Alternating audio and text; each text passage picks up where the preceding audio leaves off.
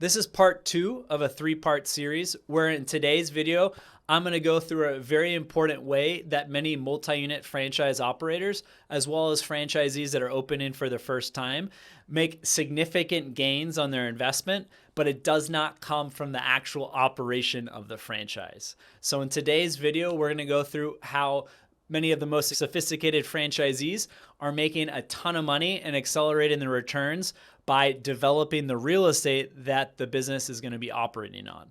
So let's use a simple example. One of the oldest franchise systems, the first franchise system in the fast food industry, to my knowledge, McDonald's. So say that you have 5 McDonald's restaurants and you're looking to develop your 6th location. You can potentially go to a wealthy individual, a private equity fund to build out your McDonald's, and then they lease the property to you. You could look at just leasing a space that already exists. However, it might not be to the exact dimensions of how the franchisor McDonald's wants you to open up the business in 2022.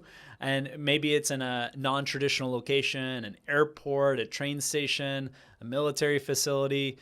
So there are different options in terms of what real estate you choose, particularly from the leasing side.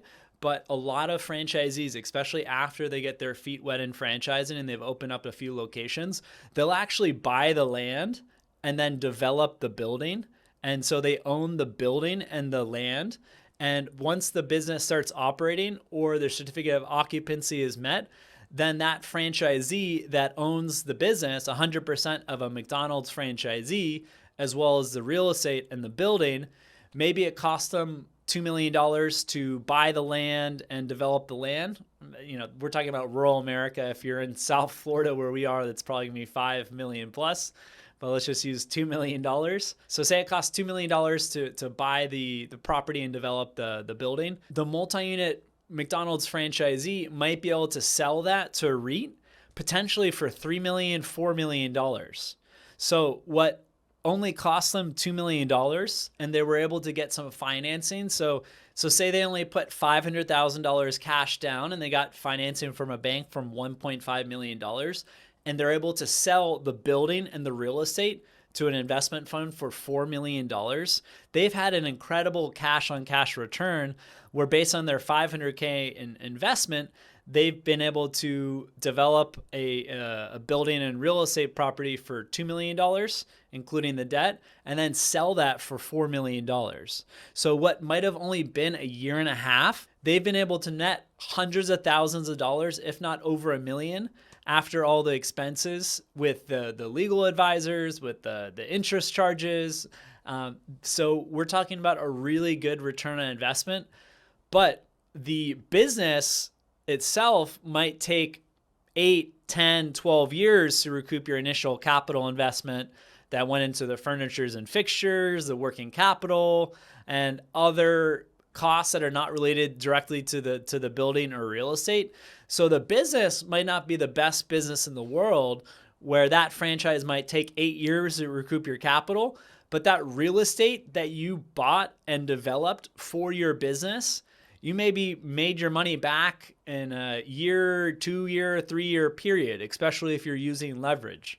Now, obviously the markets can turn, and especially if you're leveraging up, you can get killed with this strategy and go under very quick. And especially if you're signing personal guarantees on the financing, you can get wiped out very fast in this model. And we've seen that with many multi-unit franchisees, especially in 2008, 2009, and even a few during the COVID 2020-21 pandemic.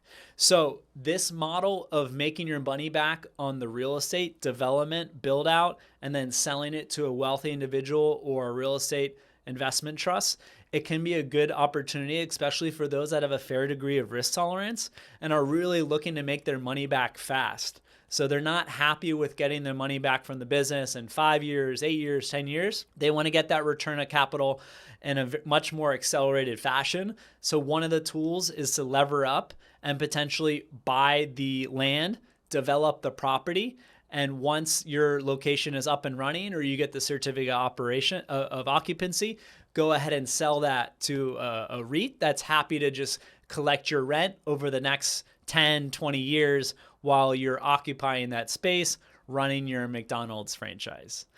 I hope that has been helpful, especially for those that are looking how they can make a higher return on investment getting into the franchise space. And definitely the real estate component, something to look at. However, if it's your first time opening up a franchise, it might be better to wait until you really understand the business model and do this strategy in the third, fourth, or fifth location.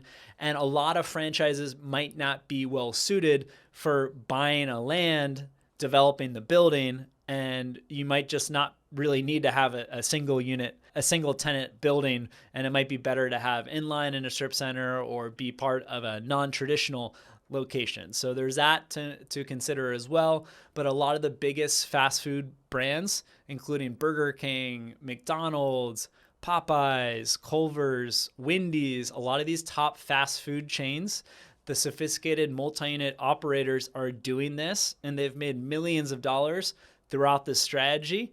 But again, it's key to time the market as well as you could, especially if you're using leverage. You could get wiped out the next time there's a downturn in the economy.